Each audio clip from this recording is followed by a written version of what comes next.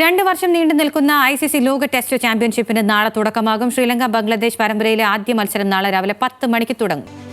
ദക്ഷിണാഫ്രിക്കയുടെ കിരീട വിജയത്തിന്റെ ആവേശം കെട്ടടങ്ങും മുൻപേ അടുത്ത ലോക ടെസ്റ്റ് ചാമ്പ്യൻഷിപ്പിന് തുടക്കമാവുകയാണ്. ICC ടെസ്റ്റ് ചാമ്പ്യൻഷിപ്പിന്റെ 4ാം പതിപ്പിലെ ആദ്യ പരമ്പരയിൽ ശ്രീലങ്കയും ബംഗ്ലാദേശും ഏറ്റുമുട്ടും.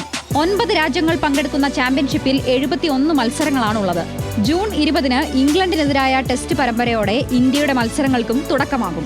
വെസ്റ്റ് ഇൻഡീസ്, ദക്ഷിണാഫ്രിക്ക, ഓസ്ട്രേലിയ ടീമുകളോട് ഇന്ത്യയിലും ഇംഗ്ലണ്ട്, ശ്രീലങ്ക, ന്യൂസിലൻഡ് ടീമുകളുമായി വിദേശ പര്യടനവുമാണ് ഇന്ത്യയ്ക്കുള്ളത്.